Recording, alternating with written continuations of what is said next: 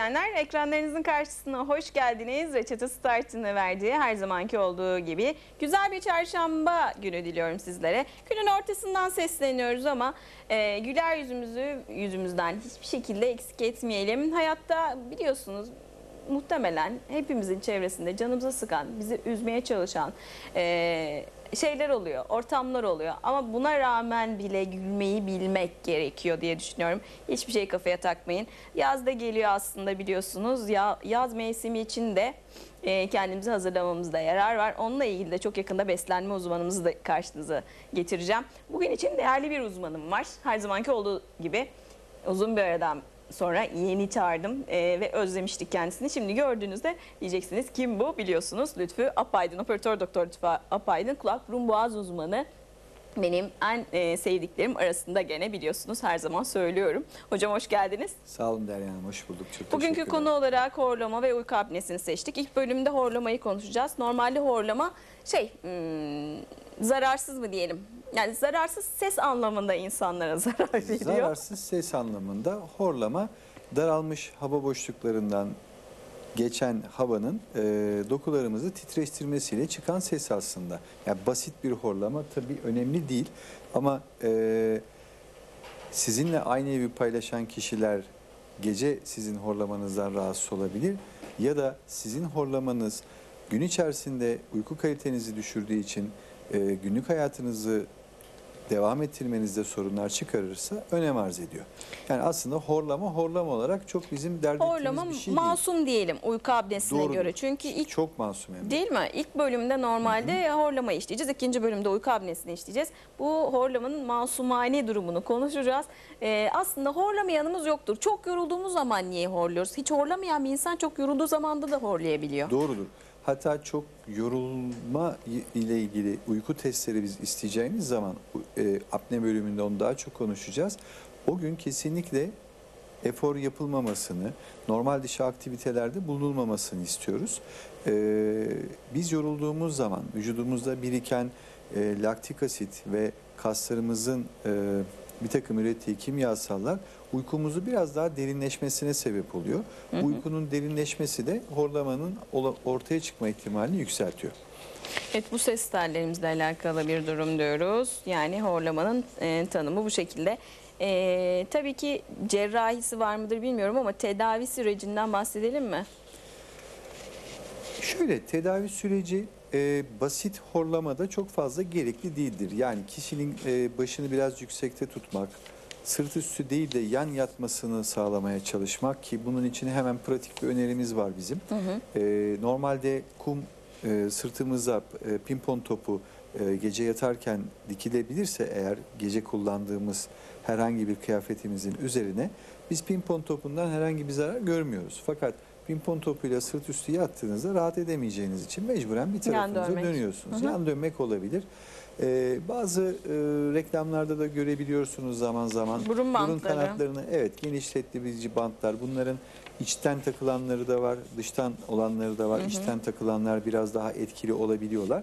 Basit horlamalarda tabii ki bunlar çözüm üretebiliyor.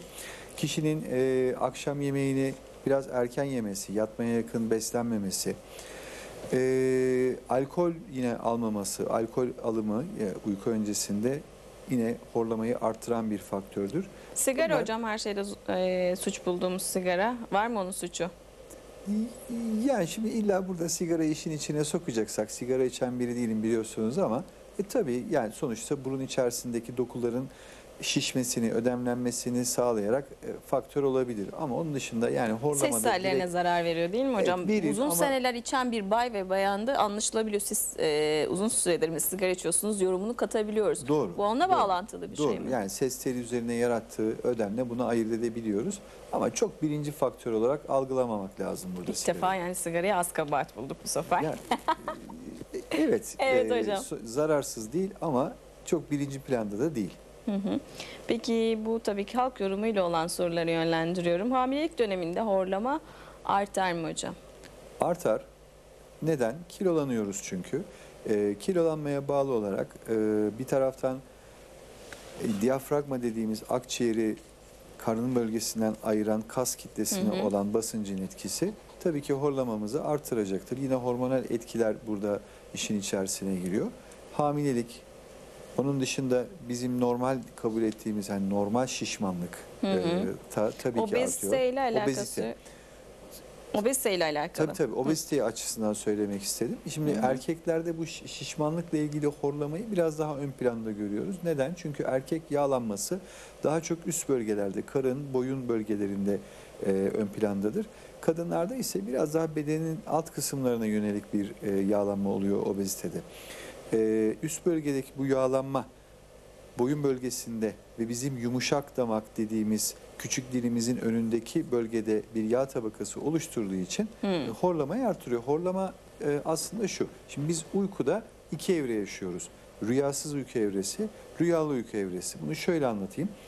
Örneğin aracınızda park yerine geldiniz, cebe girdiniz ama kontağı kapatmadınız. Bu bizim rüyasız uyku halimiz. Yani biz yatağımıza yattık, uzandık, gözlerimizi kapattık ama kontak kapanmadı. Hala çizgili kaslarımız bazı lifleri her an harekete geçebilecekmiş gibi kademeli olarak titreşiyorlar. Bu titreşim nedeniyle bizim solunum yollarındaki adeleler de bunu yaptığı için henüz tam bir gevşeme hali olmadığından horlama başlamıyor. Sonra aracın kontağını kapatıyorsunuz. Yani tam bir gevşeme haline geçiyorsunuz. Bütün kasların tüm lifleri duruyor. Buradaki çizgili kaslardan sadece göz küresini çalıştıran kaslar aktifleşiyor. O sırada rüya gördüğümüz için. Yani eğer kişinin gözlerine yüksek bir ışık tutarsak içeride göz küresinin oynadığını tespit edebilirsiniz. Bu bizim rüya uyku halimiz. İşte o sırada bizim küçük dilimiz, yumuşak damağımız çökünce de horlama başlıyor. Fakat biz uykudan uyudum, dinlendim keyfini alabilmemiz için rüyalı uykuyu uyumamız gerekiyor. Rüya hatırlamak zorunda değiliz. Rüyalı uykuyu uyumamız gerekiyor. İşte biz o sırada tıkanırsak uyandığımız için bu sefer uykunun kalitesi düşüyor. Uykunun kalitesi düşüyor. Genelde hanımlar eşlerine der ki horluyorsun. Eşleri der ki hayır kesinlikle horlamıyorum. Artık o bildiğiniz kameralara falan çekilmeye Evet, başladı. artık Öyle bitti. ispat ediliyor. Eskiden nasıl ispat edilebilir ki? İspat edilemiyordu herhalde diye düşünüyorum. Ama böyle bir durumda her horlayan kişi için uyku apnesi riski de var mı hocam? Her horlayan hasta için, kişi için hasta demeyelim. Her horlayan kişi için apne riski yok tabii. Apne şöyle, az önce söylediğimiz gibi O ince çizgiyi ayırt etmeleri için, izleyicilerimiz için. kesinlikle kişinin ses çıkartması hali değil. Horlarken hor hor diye kaldık. Kaldık ve bu süre 10 saniyeyi geçiyor. Yani ben 56 saniye hastam var. Yani 56 saniye tabii incecik bir bayan hasta. Hiçbir kilo problemi yok. Burnu ameliyatlı. Yani tıkayıcı hiçbir faktör olmamasına rağmen 56 saniye hiç nefes almadan uykuda kalan hastamız var. Ama 10 saniyenin üzerinde soluksuz kalmayı biz apne olarak kabul ediyoruz. O zaman hanımlar eşlerini takip alacaklar böyle Kesinlikle. bir Ya durumda. burada önemli olan tamam horlamanın ses kısmı işte horluyorsun. Şunu sorsunlar eşlerine. Peki horluyorum. Nefesin duruyor mu? Nefes durmuyorsa sosyal açıdan önemi var tabii ki Göz horlamanın. kafesine bakmaları da gerekir değil mi hocam öyle bir durumda? Şimdi tam görülebiliyorsa problem yok. Yani zaten nefes yok. Hiçbir ses duymuyorsunuz. Göğüs doğru söylüyorsunuz. Göğüs kafesi inip kalkmıyor falan. Tamam bu apneyi o sırada kabaca bir sayarız. 10 saniyeyi aşıyorsak bizim için apne başlamıştır. Apnenin riski. Şimdi şurada kalbiniz yazık bütün gün sizi taşımış. Gece siz dinlenirken o da biraz daha azaltarak dinlenmeye çalışıyor. Apneye girdiniz. Bütün dokuların, bütün hücreler bağırıyor. Oksijen, oksijen, oksijen. Bizim kalpte diyor ki acaba oksijen var da ben mi gönderemiyorum? Hadi biraz daha hızlı çalışalım. Daha hızlı Pata pata atıyor. pata pata başlıyor. Bazı kişiler zaten o çarpıntıyla uyanıyorlar gece. Kendileri de kalkabiliyorlar o sıkıntıyla. Bu bir gece değil. Her gece, her gece, her gece ve yıllar sonunda artık kalbiniz buna dayanamıyor ve siz uyurken yani dinleneyim derken bir kalp hastası haline gelebiliyorsunuz. Apnesi olan kişilerin endişe etmesi açısından değil, sadece olayın ciddiyetini kavraması açısından bir şey söyleyeyim. Yapılmış bir çalışma var. Yatağında ölü bulunan insanların Geriye dönük yapılan çalışmalarında %80'inde uykuda apne problemi olduğu gösterilmiş. Ama tekrar söylüyorum, yani bunu hemen amanın endişe edelim falan korkmaya gerek yok. Ciddiye alınması anlamında söylüyoruz. Nefes durmasını, yani bu bayan için, eşi için uyurken takip edeceksin. 10 saniye geçiyorsa muhakkak Apne bir kabul doktor edeceğiz. ziyaretinde bulunmaları gerekiyor. Ama hani tabii ki çok zayıf ve burnunda hiçbir problemi olmadığı halde 56 saniye dediğiniz gibi hakikaten rekor. Evet. Nasıl nefessiz kalabiliyor. Ama bunun takibi, eşler arasındaki takibine 10 saniye dememiz makul 10 saniye. hocam. Yani bu önemli bir durum. Horlama ayrı bir şey. Tabii horlama içinde burun bantları dediniz. Burun bantları da önemli. Onlardan da alabilirler. Çünkü gerçekten bazen eşler arasında çekilmez bir hal aldığını biliyorum ben. Duyuyorum çünkü. Doğrudur. Peki bu horlama sorunu yaşayanların uyku düzeni nasıl olmalı? Ya öncelikle düzenli bir hayatları olmalı tüm gün içerisinde. Az önce söylediğimiz gibi aktivite bu işin içerisinde önemli. Şimdi bizim bir rutin bir aktivitemiz vardır. Bu rutin aktivitenin dışına pek çıkmamak gerekiyor. Tamam, spor yapalım ama siz zaten sporu da düzenli yapmaya başladığınızda o sizin rutininiz olduğu için o size ekstra bir yorgunluk olmayacaktır. Onun dışında akşam yemeklerinde olabildiği kadar alkol almaktan kaçınmak gerekiyor. Evet, alkol Yine dediniz. aynı şekilde aşırı kafein de, yani alkolün tersine aşırı kafein de uykuya dalmada zorluk çıkaracağı için sorunu körükleyebilir. Ve uyarıcı ya da uyku yapıcı ilaçlar, bunlar kimyasal özellikleri nedeniyle yine sorunu oluşturabilir. Bunun dışında uyku saatimizi yine düzenli yapmakta fayda var. İşte biz her gece 23'te uyuyorsak 23'te yatağa girmeye çalışalım. Yatmamıza 2 saat kala mümkünse bir şey yiyip içmemeye, su içilebilirse bir de çalışalım. Ve yatmaya yakın saatlerde bizim moralimizi bozacak, sinirimizi bozacak konulara pek girmemeye, onlarla ilgili yayınları Onlar da izlememeye... etkiliyor mu hocam? Etkiler. Yani strese girersiniz. Strese girdiğiniz için uykuya dalmanız güç olacaktır. Yani gece uykuya hazırlamak için bedeninizi elinizden geldiği kadar, bu her gece mümkün değil tabii ki. Hayat Evet, bir sürü hayatımız çok koşuşturmayla stresli değil mi? geçiyor. Koşturmacalı. Evet hocam. Güzel bir yastığımızın olması lazım. Boynu enseyi Yumuşak mı, dolduran. sert mi? Ya şimdi Ben boynu kendimce aşağıda, yumuşak yastık boynu olmadan aşağıda yatamam. tutmasın da yumuşaklığı, sertliği o kendi kişiye göre değişir. Yani reflüsü olan bir insan için tabii ki biraz ense bölgesi sert yastıkları tercih etmekte fayda var. Fayda var. Çünkü reflü de gece asidin yaptığı, gırtlak bölgesine yaptığı bası nedeniyle, daha doğrusu tahriş nedeniyle ödemi arttırarak horlamaya sebep olabiliyor. Yani yastığımızın biraz başımızı yükseltmesinde fayda var. Fayda var. Hatta bir izleyicimiz varmış, hemen alalım. Alo. Alo, iyi günler. İyi günler efendim, hoş geldiniz. Hoş bulduk. Benim hocamıza bir sorum vardı da. Tabii ki hocamız dinliyor sizi. Buyurun, hemen alalım sorunuzu. Benim kronik sinüzitim var da bu tek taraflı sağ polip olarak ameliyat geçirdim ama bu şişlikler hala devam ediyor. Göz küresinde de hafiften aksi yönde bir itilme var. Ferhat Beyciğim, ameliyatınızı olalı ne kadar oldu? 4 ay oldu. Ameliyattan önce de vardı bu şişlikler. Peki ameliyatınızı endoskopik yöntemle mi oldunuz yoksa Endoskopi. endoskopik yöntemle oldunuz? Evet. Endoskopik yöntem, polip dediğiniz, yanlış duymadıysam değil mi? Polip ameliyatı oldunuz siz. Evet, sağ polip tek taraflı. Tek taraflı. Endoskopiyle yapılan polipektomiler, polip ameliyatları zaten en teknolojisi yüksek olan ameliyatlardır.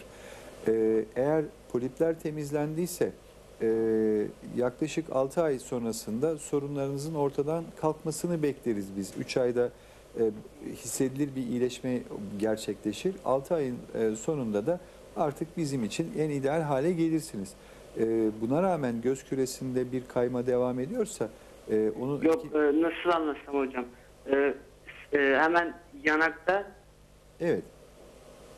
sağ yanağımda hemen burnuna komşu olan tarafta tek taraflı şişlik var. Solda yok ama etin olduğu tarafta şişme var. Bir de o göz küresi, yani tam olarak böyle şişlikten dolayı galiba bir itilme var. Sağ tarafa doğru, yüzün aksi yönüne doğru. Yüzün yani asimetri bir bozukluk var. Hani bu diş kesitinden kaynaklandı diye ben bir dişçiye de gittim. Onda sorun yok. Plastik cerraha gittim. Sinüzitten dediler işte. Ben de bu 4 ay geçti. Bu şişlikler hala devam ediyor. Çünkü çok ciddi rahatsızlıklar veriyor hocam. Ben de bir yani sorayım dedim. Ferhat Bey, yanak civarında olan şişlik sinüse bağlı olabilmesi için sinüs kemiğinin dışına çıkarak, maksilla dediğimiz sinüs kemiğinin dışına çıkarak bunu yapması gerekir. Bu pek mümkün değil. Genelde çok daha ağır kanser dediğimiz vakalarda görmeye alıştığımız bir şey. Bence yanağınızdaki şişliğin arkasında bu ameliyata rağmen devam ediyorsa başka bir sebep araştırılması gerekir. Yanağınızın yumuşak dokusu içerisinde oluşmuş bir kist olabilir. Ama Evet, yumuşak zaten. Göz küresinde eğer bir değişim varsa, şimdi o önemli. Çünkü gözlerimiz bizim sinüslerimizle komşu olan bir organımız ve sinüslerin içerisinde olan problemler, polip gibi ve bu sinüse yapılan müdahaleler gözle ilgili sıkıntılar yaratabiliyor. Yani bunu ameliyat detaylarını, polipin sizi ne kadar etkilediğini bir tomografi görüntünüzü görmediğim için çok iyi açıklayamayacağım size, ama sizi izleyen hekim arkadaşımızla bunları konuştuğunuzda size yeterli bilgi verilecektir diye düşünüyorum. İki farklı hastanede tomografi çektirdim İstanbul'da. İkisi de temiz dedi. Yani bu ameliyattan sonra bu ilk 3 ayda şişliklerin devam etmesi normaldir değil mi hocam? Yanağınızdaki şişlik için bunu söylemiyorum. Yani göz çevresinde olayın normale dönmesi için 6 ay beklenebilir. Henüz 4 ayınızı doldurmuşsunuz siz. 2 ay daha bekleyebilirsiniz, ama yanağınızdaki şişlik için bence farklı araştırmaya girilmesi gerekiyor. Artık onun sinüslerden kaynaklanmayacağını düşünüyorum. Yumuşak doku olarak bir araştırılmasında fayda var. Ferhat Bey çok geçmiş olsun. Sizce hangi bölüme gitmeliyim hocam? Bir öneriniz var mı doktor? Mesela nörolojiye de gittim ben ama orada hiçbir şey yok dediler. Şöyle, gözünüz için nörolojiye gitmiş olabilirsiniz ama yanağınız için yine birinci tercihiniz kulak burun boğaz olacak. Evet. Tamam. Çok geçmiş olsun. Acil şifalar diliyorum. Hoşçakalın efendim. Evet hocam, şimdi tabii ki yetişkin horlaması bir de çocuk horlaması var. Yani aslında çocukluk çağında mı horlama tedbirleri alınabiliyor mu? Denem, çocuk horlamasını biraz ayırmakta fayda var. Yani çocukların horlamaları daha ziyade geniz eti dediğimiz çocukluk çağında sıkıntı yaratabilen, 12 yaşından sonra zaten küçülüp hayatımızdan çıktığı için problem olmayan bir etle bağlantılı çok büyük bir çoğunluğu.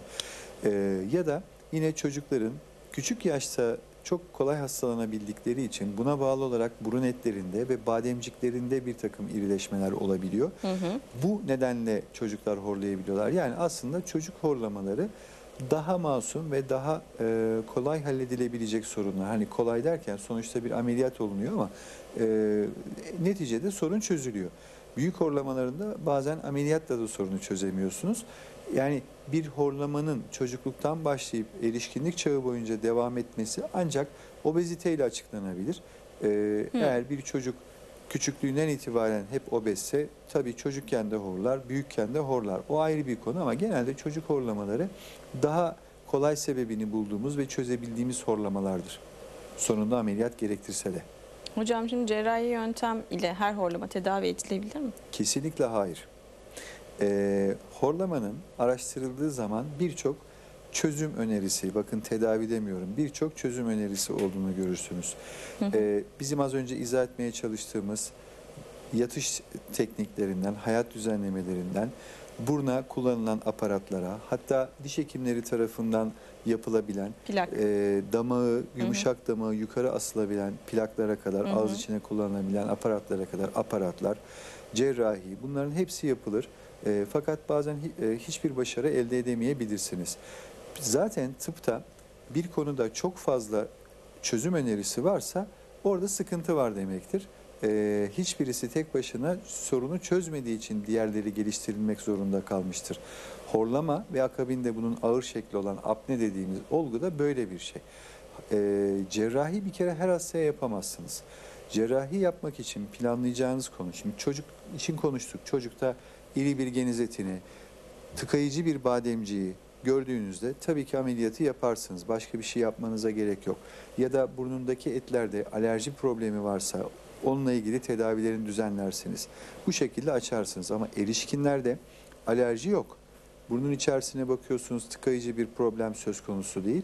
Böyle bir durumda işte ben küçük dili keseyim, bademciyi alayım, yumuşak damağı yukarı asayım gibi şeyler bırakın çözüm üretmeyi, bazen hastayı olduğundan daha kötü hale bile getirebilir. Enfeksiyonlara itebilir, daha çok enfeksiyon. Ağız Bir o, yoluyla bir de alındığı için değil mi özellikle hocam? ağız içinde yapılan uvulopalatofaringoplasti dediğimiz küçük dili tamamen yok edip yumuşak damağı yukarı astığımız ameliyatlarda bu küçük dilin arkasında hassas bir sinir var. Bunun zedelenmesi mümkün olabiliyor ve bu oluşursa eğer ömrünün sonuna kadar kişi sıvı gıda aldığında bir kısmını yuttuğunda midesine giderken bir kısmı burnundan çıkabiliyor.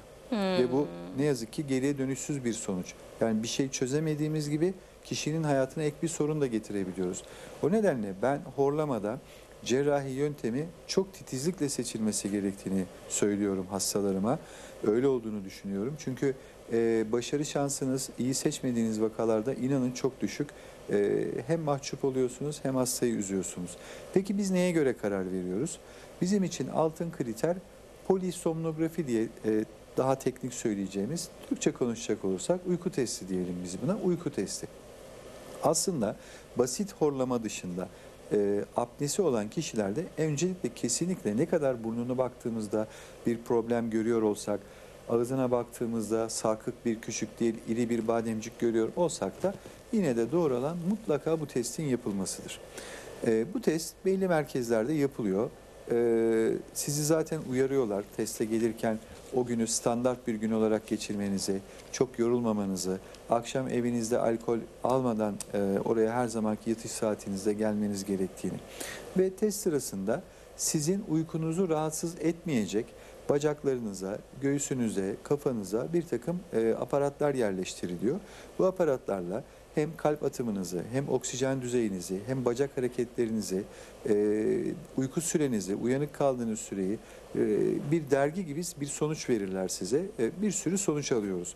Burada bizim solunum durma ve soluk alma endeksi dediğimiz, RDI skoru dediğimiz bir skor var.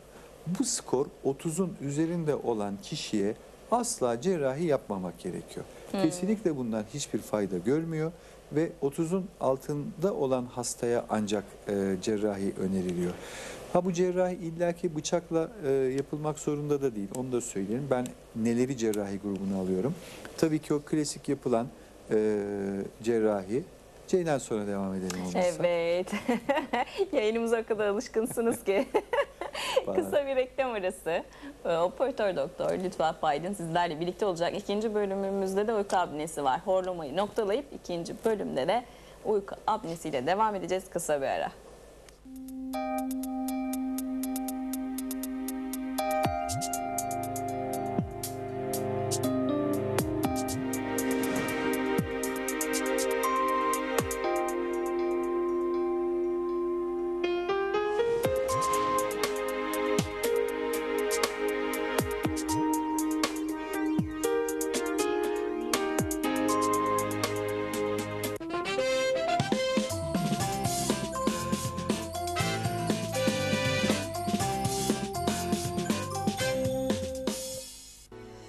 Eğlencenin tek adresi Keyfi Sefa.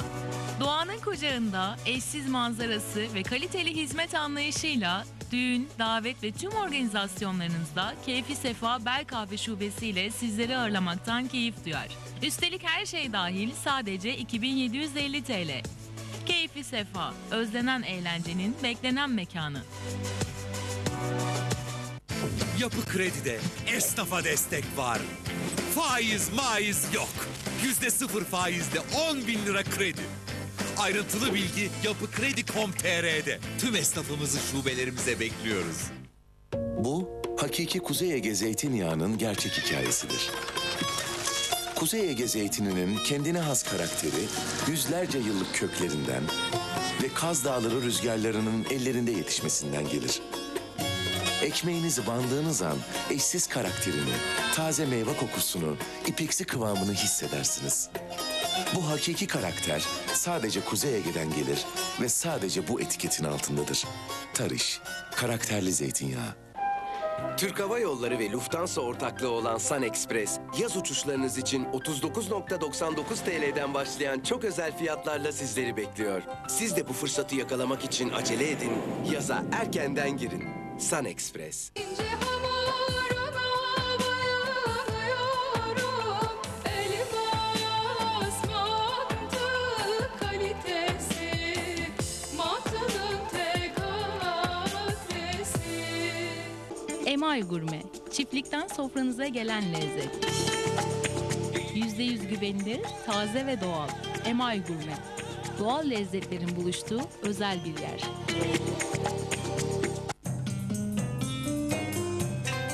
Yıllardır mutfaklarınızda. Orkide. Sağlıkla, güvenle. Yapı Kredi'de esnafa destek var. Faiz maiz yok. %0 faizle 10.000 lira kredi. Ayrıntılı bilgi yapıkredi.com.tr'de. Tüm esnafımızı şubelerimize bekliyoruz.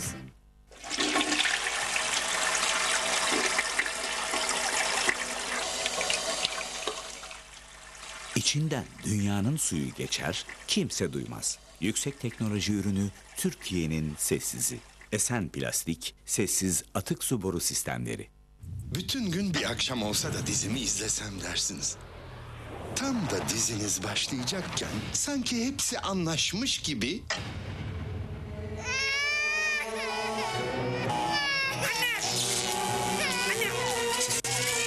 Siz alın, tekrar izle özelliğiyle kaçırdığınız dizileri istediğiniz zaman tekrar izleyin. TV Bu Ev ayda 9,90 liradan başlayan fiyatlarla. Üstelik TV Bu Ev için artık internet gerekmiyor. TV Bu, yeni dönem TV. TV Bu.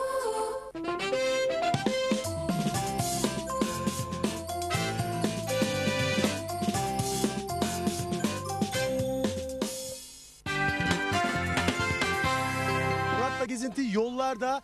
Murat'la Gezinti dev ekibiyle Mardin'e damgasını vurmaya devam ediyor. Bugün Mardin'de 3. günümüz, Savur'a doğru yolculuğumuz başladı.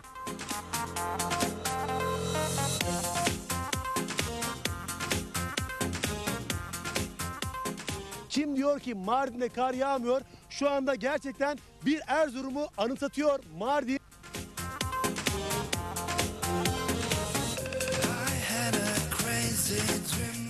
Savur sokaklarını sizin için geziyoruz.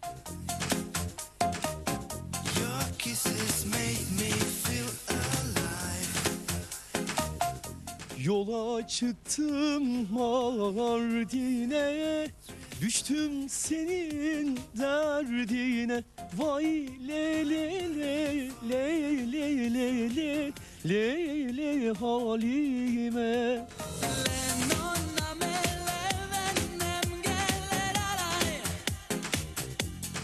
Bari tanıtın, güzel tanıtın buraları. Berivan dizisinin ilk 3 bölümü çekildi. Sibel Can ile Emre Kınay'ın arasındaki olan aşkını anlatıyordu. Bulunduğumuz yer şu anda Süryani köyüne geldi.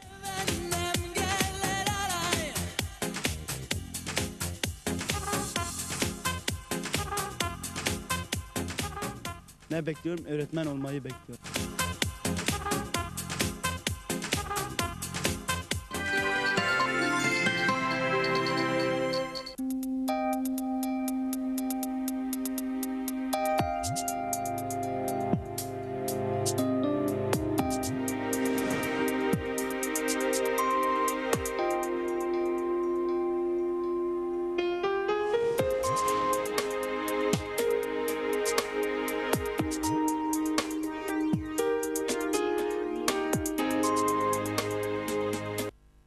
Reçete 2. bölümüyle de karşınızda değerli izleyenler. Horlama dedik. Horlamayla devam ediyoruz.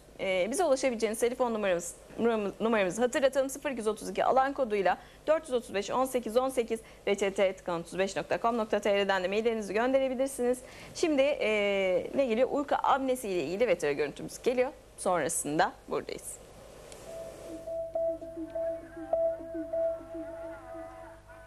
Uyku apnesi apne olarak da bilinir. Uyku sırasındaki solunum durmalarından kaynaklanan ve uyku düzeninin bozulmasına sebep olan önemli bir hastalıktır. Uyku apnesi sinir sistemindeki bir problem nedeniyle, uyku apnesi veya solunum yollarındaki bir tıkanıklık nedeniyle uyku apnesi oluşabilir. Uyku apnesinin belirtileri nelerdir? Yüksek gürültülü horlama, yorgunluk, aşırı sinirlilik, konsantrasyon bozukluğu, sabah baş ağrısı, uyku apnesinin sonuçları olarak ortaya çıkabilir. Hastalarda hastalığın seviyesine göre bu sorunların biri, birden fazlası ya da hepsi birden görülebilir.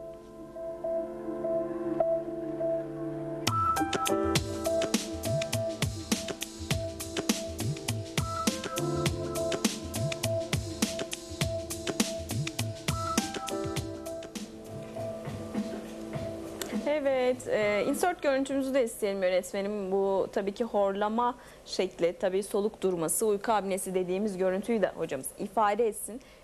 O görüntümüz, insert olan görüntümüzü istiyorum. O gelsin.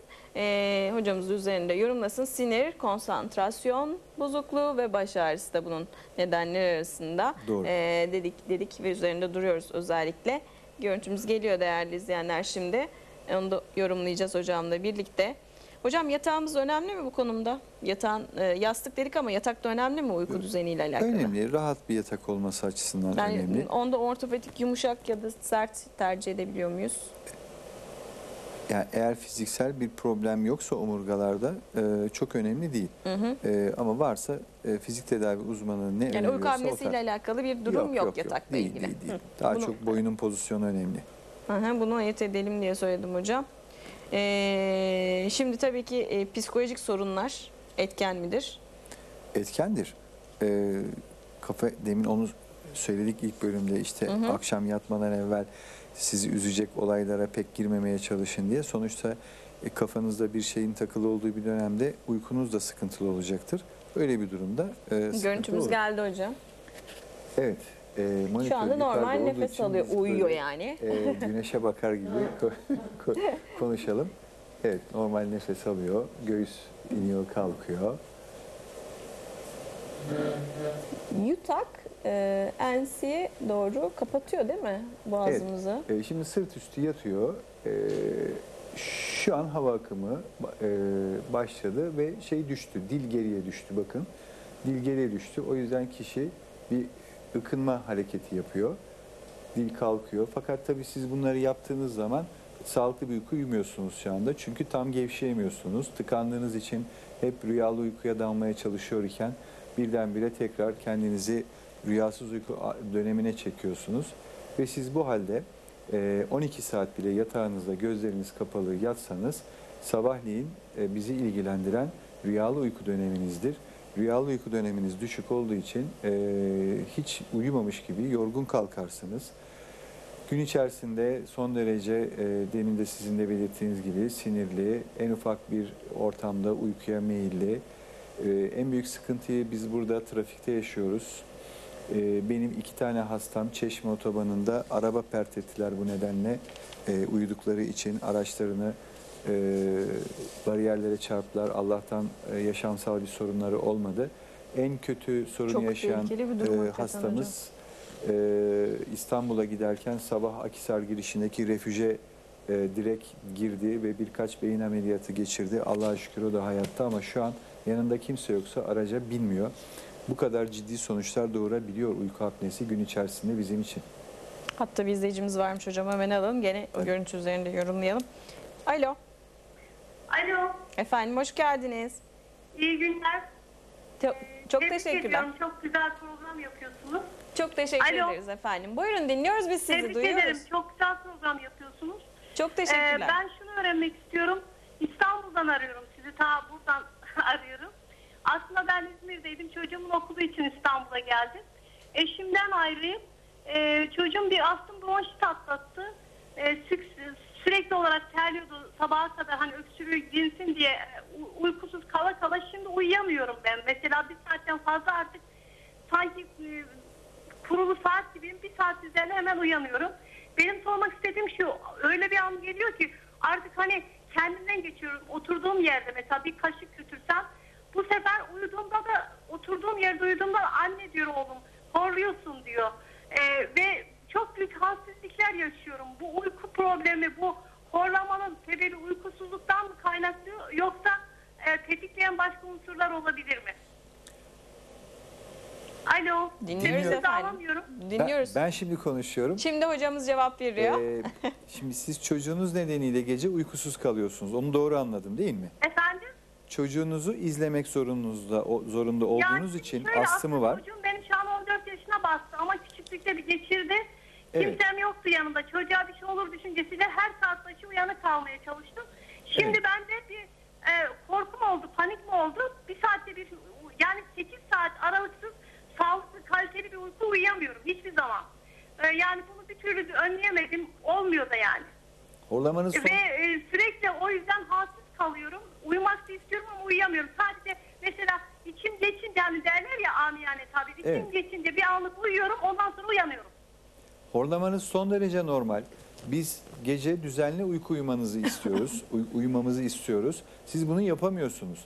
Bunu yapamadığınız... Evet bir de bazen nefesim gidiyor. Sanki korkuyorum nefes alamıyorum. İşte biz baştan söyledik zaten, yorgunluk horlamayı artırır. Siz hiç uyku uyumuyorsunuz. Biz gündüz yorgunluğunun bile horlamaya sebep olduğunu konuştuk. Sizi gece uykunuzu uyumuyorsunuz. Sizin horlamanız en ufak bir yerde uykuya daldığınızda apneye girmeniz bile bizim için normal. Yani bir an önce uyku düzenine geçmeniz gerekiyor. Siz horlama hastası değilsiniz. Sadece uyku uyumuyorsunuz. Düzenli uyku uyumadığınız için bu sorunu yaşıyorsunuz. Özür dilerim bir şey sorabilir miyim? Yani benim normalde hiç horlamam olmadığını ayrıldığım eşim söylerdi. Yani normalde olmuyor ama şimdi bu aralıklarla sürekli uyandığım için çocuğum bir keresine fark etmiş. Onu size yansıtayım. Yani benim derinde yatan başka bir gizli bir rahatsızlığım olabilir mi? Bunu öğrenmek istedim. Olmaz. Ben de aynı şeyi söylüyorum zaten. Siz Dinlenmeniz horlama hastası gerekiyor. değilsiniz. Siz gece uykusunu uyumadığınız için bunu yaşıyorsunuz. Horlama hastası değilsiniz siz. Gece uykunuzu düzenli uyumaya gayret edin. Onu sağlamak için nasıl yapabilirim? Bir öneriniz var mı? Uyuyamıyorum. İstesem de uyuyamıyorum. İşte o zaman bununla ilgili olarak eğer çocuğuma bir şey olacak endişesiyle siz uyumuyorsanız bir psikiyatri uzmanı ile görüşmeniz gerekiyor. Size onu ikna edecek, gerekiyorsa ilaç desteği verecek size. Buna Valla bir antidepresan aldım. evet. Fakat uyku verdi. O da onu da bıraktım. Yani yan etkileri gördüm. İşte onu İşte bu- kendi kafanıza göre alıp içmeyeceksiniz efendim, Yani aman. şu an bizim Yok gittim psikoloğa da diyor ki siz benden daha asıl biliyorsunuz. Sebebini de biliyorsunuz. Uyumaya çalışacaksınız diyor. işte bizim buna yapabileceğimiz bir şey yok. Bunun uzmanları da zaten Yani uyku ilacı diye bir şey var mı? Uyku ilacı uyku ilacı diye bir şey var ama uyku ilacını İşte onu siz niye kulak burun boğazcımız kullanacaksınız? size öneremez Ee, efendim. Hani psikiyatri, yani psikolog da değil, psikiyatri ilaç veriyor zaten. Evet. Psikiyatriye gideceksiniz çünkü yan etkileri anlamında da hani size bir şekilde ilacını değiştirebilir. Yani bunu muhakkak uyumak istiyorsanız böyle yönlenebilirsiniz Doğru. gerçekten. Çok geçmiş olsun. Teşekkür ederim efendim. Görüşmek Başarılar. üzere. Geçmiş Sağ olsun. olun efendim. Hoşçakalın. Hatta bir izleyicimiz daha varmış değerli izleyenler. Hemen alalım. Alo. Alo. Alo. Alo. Alo. İyi Efendim günler. hoş geldiniz. Hoş bulduk efendim. Buyurun efendim. Hocamız dinliyor programınızı- sizi. Hemen alalım sorunuzu. Programınızı ilgiyle izliyorum. Benim de bir sorum var. Buyurun efendim. Çok teşekkürler. Ben de aşırı horlama şeyim var benim. Yastığa kafamı koyduğum vakit hemen horluyorum. Uyuma problemim hiç yok. Zaten yastığa yattığım zaman hemen uyuyorum. Kaç yaşındayız? Yaşım 54. Kilom da 90. Devamlı eşimden bu horlama konusunda sık sık münakaşa ediyoruz. Bıkmıştır sizden, kıyamam. Teşekkür ederim. Acaba ne yapabilirim bu konuda? Hocama sorayım Tabii dedim. ki, tabii ki. Mehmet Bey, İzmir'de Evet, İzmir'den oturduğunuzu arıyor Mehmet Bey. görüyorum monitörden. Evet efendim. İzmir'de birçok uyku merkezi var. Bu uyku merkezlerinden birine başvurduğunuzda size bir randevu vereceklerdir. Bir gece hem eşiniz de rahat eder siz evde olmadığınız için. Bir gece uyku merkezinde yatıyorsunuz. Kıyamam. Uyku merkezinde size yani normal uykunuzu uyurken bir takım veriler alıyorlar. O verilerin sonucunda sizin niçin horladığınızı açığa çıkarıyorlar. Ondan sonra da sizin horlamanıza ne yapmak gerekiyor? Basit önlemler yeterli mi, yoksa bir cerrahi mi önerilecek, ya da SİBAP, BİBAP dediğimiz bir takım özel makineler var. Bazı hastalarımızda hiçbir şekilde hiçbir ilaçla, aparatla ya da cerrahiyle yardımcı olamıyoruz. Bu kişilere SİBAP, yani sürekli pozitif oksijen üreten makineler, BİBAP'ta 2 seviyeli olarak pozitif oksijen üreten makineler var. Bu makinelerle yatması gerekebiliyor kişilerin. Ancak bu şekilde çözüm bulan hastalarımız bile var. Sizin çözümünüzün başlangıcı bir uyku merkezi. Bir de şu yanlış kanıyı da ortadan kaldıralım. Apne, horlama kesinlikle sadece kulak burun boğazın alanı değildir. Evet, bu bölgedeki solunum yollarının çok büyük bir kısmı bizim alanımızda. Dolayısıyla da onlarla ilgili patolojiler, sorunlar bizi ilgilendiriyor. Bizim çözmemiz gerekiyor. Ama uyku merkezlerine gittiğinizde göreceksiniz ki uyku merkezleri nörolojinin, nörologların yönetimindedir. Çünkü beynimizde de uyku merkezi diye bir yer var. Bazı kişilerin uykuları tam bir anestezi gibi geçebilir. Onlar o yönde işi değerlendirmeye başlıyorlar. Biz mekanik anlamda yol üzerinde bir şey var mıya bakıyoruz. Göğüs uzmanları da akciğerle ilgili bölümünü araştırıyorlar. Yani 3 branşın ortak çalışmasıdır bu. O basit bir olay değildir horlama genellikle ve onun ötesi olan apne. O yüzden size önerim en kısa zamanda bir uyku merkezine başvurmanız. İzmir'de bu konuda oldukça fazla merkez var. Peki hocam, teşekkür ediyorum. Rica ederiz Mehmet Bey. Sağ olun. Çok geçmiş olsun. Evet, bakın şimdi eşim beni şikayet ediyor deyip Mehmet Bey aradı. Mehmet Bey tabii ki bu uyku testini yaptırırsa ben bizzat da size de ulaştırırım. Tabii ki memnuniyetle değerlendiririm ben de. Mehmet Bey size yardımcı olabilmek adına hocamız da büyük bir memnuniyetle bakıp değerlendireceğini biliyorum.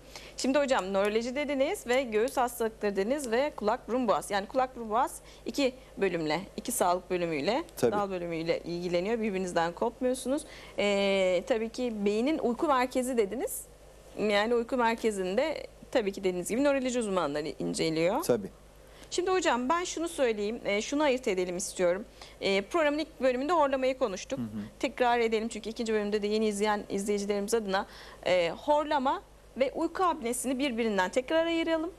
Aynı olup olmadığını ona göre devam edelim. Tamam. Horlama havanın solunum yollarımızdan geçerken daralan yerlerdeki yumuşak dokuları titreştirmesi. Yani o sese horlama diyoruz. Ve basit horlamalar sosyal problemler dışında, evdekileri rahatsız etmek, Mehmet Bey'in sorunu gibi rahatsız etmek dışında bir sorun oluşturmuyor. Ama apne horlamanın kesilmesi hali. Yani kişinin solunumunun durması. Yani hor hor kaldı kişi bu şekilde. Bu süre 10 saniyeyi geçiyorsa o apne diyoruz ona. Ama kişinin o gün geçirdiği güne bakacağız bir de. Ya bugün ofiste çalışan bir kişi inanılmaz yoğun bir fizik aktivite içine girdi.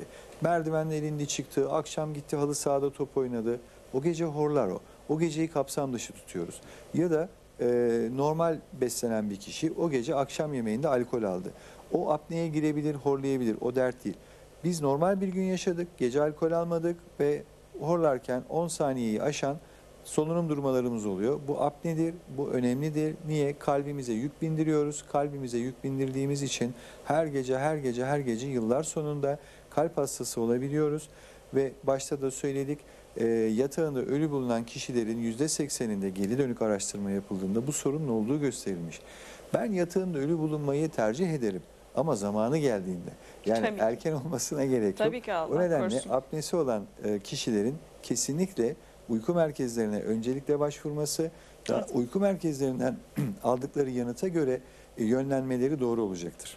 Uyku merkezi dedik, 10 saniyeyi geçiyorsa hemen uyku merkezinde testimizi yaptırıp ona göre önlemimizi almamız gerekiyor. Bu önlem alındıktan sonra tekrar edebiliyor mu? Uyku merkezinde ölçüldü, sizler tarafından takip edildi, tekrarı olabiliyor mu? Tabii. Şimdi eğer cerrahiyle ilgili bir çözüm önerdiyseniz hastanıza, cerrahi tek başına yeterli olmayabiliyor. Tekrar edebiliyor. Cerrahi yaptığınız şey her neyse, burunla ilgili bir ameliyat olabilir, boğazla ilgili bir ameliyat olabilir. Demin reklam arasına girerken o kısım yarım kaldı. Evet İşte hocam, sadece bıçakla ameliyat yapmıyoruz. İşte lazeri var. Ama lazerin çok ağırlı olduğunu söyleyeyim izleyenlerimize.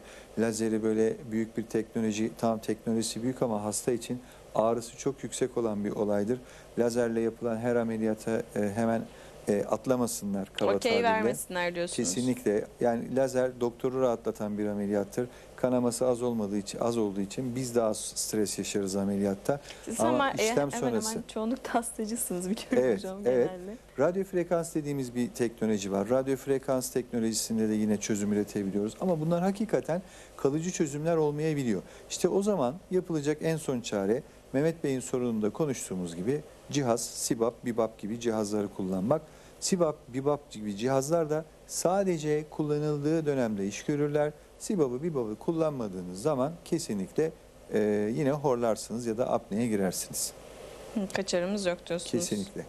İdeal uyku süresi ne kadar olmalı? Yaşa göre değişir, kişinin yaptığı işe göre değişir.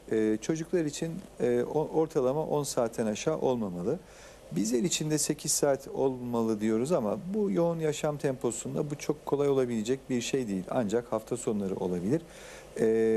Bence kişi için yeterliyse uyku süresi 6 saatte uyusa problem değil diye düşünüyorum.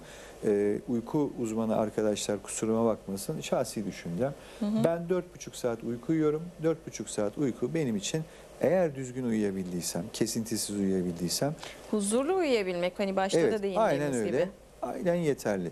Yoksa bu yoğun tempo içinde, büyük şehir yaşamında hangimiz 8 saat uyuyup ondan sonra Yok hocam. yoğun trafiği koşturup En iyi gidip işimizi ihtimal bile gücümüzü 6 saat yapacağız? Mümkünat yok. uyunulabiliyor. Bir de her şey o kadar hayatımıza girmiş ki işte televizyonlar, internetler falan derken biz bunlardan kendimizi de alıkoymak istemiyoruz. Büyük hata yapıyoruz aslında.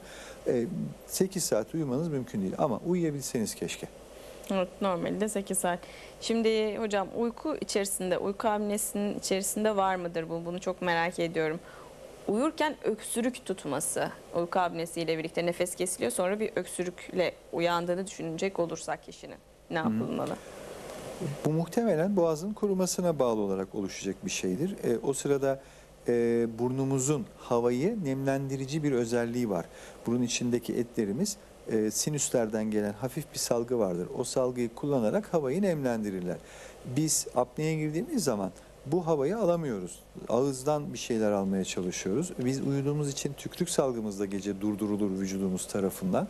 Kuru bir boğaz tabii ki bir süre sonra bizim öksürmemize, gıcağa girmemize sebep olacaktır. Bu da gırtlağımızda, ses tellerimizde bir spazm oluşturarak uyanmamıza sebep olacaktır. Uyku apnesinde arkadaşım dediniz, 2 arkadaşım da kaza geçirdi. Şükür kurtulmuşlar. 2 tanesi Çeşme Otobanı'nda, bir tanesi İstanbul yolunda Akhisar girişinde. Hocam gözleri açık şekilde mi uyuyorlar uyku apnesinde? Yok, hayır. Birdenbire siz şimdi Çeşme Otobanı şu anda sakin, hafta içerisi, kış dönemi. Siz gidiyorsunuz aracınızda, birdenbire o tek düzelik başlayınca sizi uyaran hiçbir şey yok. Yanınızda bir arkadaşınız, konuşacağınız kimse yok. Anında dalgınlaşmaya başlarsınız ve uyursunuz. Bu kadar basit. O sırada araç ne tarafa doğru giderse de o tarafa gidip aracınızı Demek ki uyku apnesi vurursunuz. olan bir kişi araç kullanıyorsa muhakkak yanında Kesinlikle, birisi. kesinlikle. Yani refleksler bile ciddi şekilde azalıyor. Yani bu kişiyi bir konferans salonuna alın, 3. dakikada horlamaya başlıyor zaten. O bile sakinlik, rahat Kesinlikle. ve huzur. Aynen, aynen. Tabii ki buradaki arkadaşlarım da bayağı bir güldüler. Şimdi kimlerde uyku apne sendromu daha fazladır diyebiliriz? Erkeklerde kesinlikle daha fazla. Bayanlarda daha mı az diyoruz? Evet, bence Bayanlarda, erkeklerde daha çoktur. Menopozdan sonra eşitliği hemen hemen yakalıyorlar bayanlar. Yine de erkeklerin biraz altında ama menopoza kadar ciddi şekilde erkekler kadınlardan daha fazla bunu yaşıyor. Bunun sebebi ilk bölümde de söylemiştik. Erkeklerin kiloluysalar eğer yağlanmalarının yukarı bölgede daha çok olması tabii ki solunum yolunu daraltan bir faktör. Belki erkeklerin hanımlara göre biraz daha aktif bir yaşam, daha fiziksel ağırlıkta bir yaşam sürmeleri ve alkolü hanımlara göre biraz daha fazla abartılı tüketmeleri. Hanımlar da evde iş yapıyorlar. Yani müthiş bir koşturmaca var hocam. Yok, yanlış anlamayın. Hayır, Hanımlar hayır. oturuyor demek istemedim. Erkekler abartıyorlar biraz. Yani nerede dinlenmeleri gerektiğini de bazen bilmeyebiliyorlar. Hanımlar da yapıyor da ondan diyorum hocam. Belki alkol buna faktör olabilir. Tabii kilolu olmak işte bununla bağlantılı olarak bir sebep olabilir. Ama erkekler kesinlikle daha çok yaşıyorlar bu sorunu maalesef. Hocam toparlayacak olursak vaktimizin sonuna gelmişiz gene. Toparlayacak olursak kesinlikle bu sorunu olan kişiler uyku merkezlerine başvursun. Uyku merkezleri İzmir'de çok dedik ama şunu da üzülerek belirteyim ki SGK üzerinden kamuya ait üniversitelerde yapılabilecek olan testlere inanın 6 aydan evvele gün vermiyorlar. 8 ayı bulanlar var. Paramla yaptıracağım dediğiniz yerlerde bile 2 aya yakın sürede ancak gün bulabiliyorsunuz. Sorununuz varsa bir an önce başvurun, ancak sıranız gelir. Gelir. Bu da benim üzüldüğüm ve eleştirdiğim bir şey. Evet. Madem bu kadar talep var bu konuda, niçin bu yatakların sayısı artırılmaz? Çünkü ismi vermeyeyim ama mesela bir özel merkezde geceliği 1300 liraya bu test yapılıyor. Oda kahvaltı Maddi değil, durumu olanı kahvaltı var, yok. olmayanı var. Sağlık Bakanımız duysun bizi diyelim o Evet, zaman. yani bu kadar para verilen bir yerde bile 2 ay sonraya gün bulabiliyorsunuz. O nedenle apneniz varsa bir an önce sizi izleyen, uykunuzu izleyen Allah kişilere korusun hocam, sorun. horlamayla aynı şey değil. Yani sonu Tabii, apne ölümle önemli. sonuçlanabiliyor. Tedbirini almak Ama lazım. işte orada diyorum çok kısa sürede olan bir şey değil. Hemen korkmaya gerek yok ama apneyi ciddiye alsınlar. Yani ikisini de birbirinden ayırt Bence edip ölümden önce gün içerisindeki, hayat içerisindeki tempolarını düşürdüğü için, iş güçlerini, motivasyonlarını düşürdüğü için önemsemeleri gerekiyor insanların. Daha zor ve az iş üretebiliyorsunuz apneniz olduğu zaman gün içerisinde. çok teşekkür ediyorum Ben hocam. teşekkür En kısa ediyorum. zamanda Herkese gene sağlıklı görüşmek günler. dileğiyle diyoruz hocama. Sağ olun Derya Hanım. Teşekkürler. Evet Lütfü hocam çok ayrı tutarım. Çok severim. Hepsini seviyorum ben hocalarımızın ama benim onlar ilk göz ağrılarım. Benim birkaç ismim var. Onları çok seviyorum. Ne yapayım? Bunu da itiraf ediyorum. Açık açık. Cuma günü karşınızda olacağız. Reçete ekibi olarak değerli izleyenler. Şimdilik bu kadar diyelim. Cuma 15'te görüşmek dileğiyle.